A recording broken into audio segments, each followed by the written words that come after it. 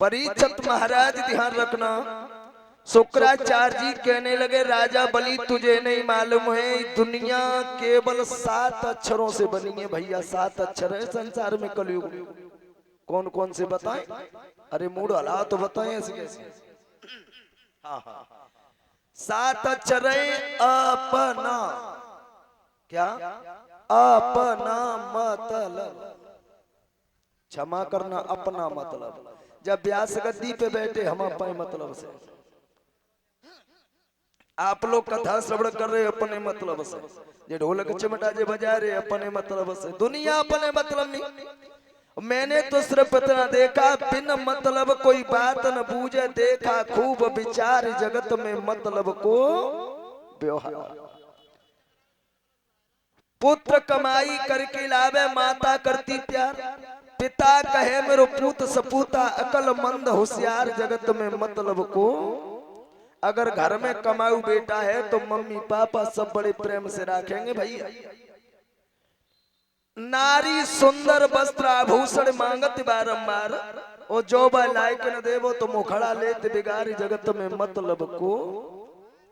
और मेरी समझ में कि मतलब के बिना कोई किसी को नहीं प्यारा रे, मतलब के बिना कोई किसी को नहीं प्यारा।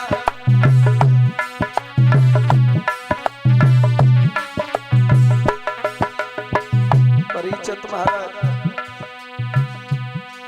के जबलू बेलू चले कोलू में तबलू डाले चारा। जब तक बैल जवान है कमाई खिला रहा है तो उसे खिला रहे हो। जब तक कि बैल चले कोलू में तबलू डाले चारा। ए बिरदबा हो जाई बेचो कसाई धरो शीस पे यारा, मतलब के बिना कोई किसी को नहीं प्यारा रे।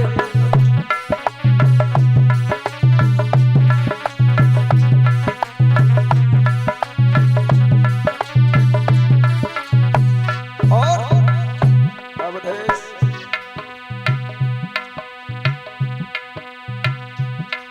के बहू कहे मरी जाइए डुकरिया देवे जुआबू करारा। घर में बड़ी बूढ़ी अम्मा है तो बहू का कहती मालूम,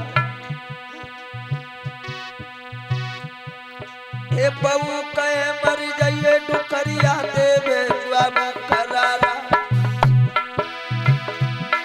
ए तुई रोटी तोई खानी हो तो ले ले लला हमारा, मतलब के बिना कोई किसी को नहीं प्यारा रे, मतलब के बिना।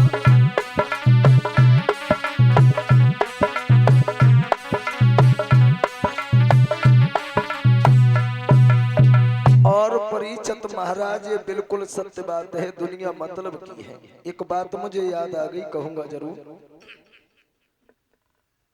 महाराज एक गांव में एक लड़का था। अब तो वो लड़का चोरी करता है, डकैतियां डालता है, बड़ा धन लाला करके घर में दे रहा है, सब लोग बड़े प्रेम से उसे रख रहे हैं,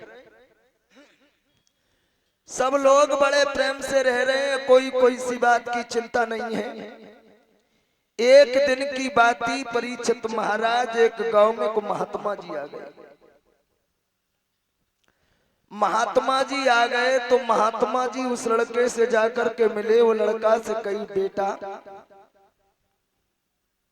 आप क्या करते हो? बोले महाराज जी हम वो काम करते हैं, हमारे सभी घर वाले हमसे बड़े प्रसन्न रहते हैं, बड़े सुखी रहते हैं। लड़का महात्मा जी बोले लला एक काम बताएं, जब दुनिया केवल मतलब की है, जब दुनिया मतलब की है कोई किसी का नहीं। बोले स्वामी जी तुम गलत कह रहे हो। अरे हमारे घर में अगर हमें कुछ हो जाए तो हमारे मम्मी पापा भैया भाभी सब लोग हमारे बिना ऐसे बेहोश हो जाते, बेचैन हो जाते। महात्मा जी बोले बेटा हम तुम्हें बता देंगे दुनिया कैसी मतलब की है, ज्यादा नहीं, तुम हमारे पास 1 घंटे के लिए चले आया करो। बोली ठीक है। महाराज जी ये लड़का महात्मा जी के पास जाने लगा।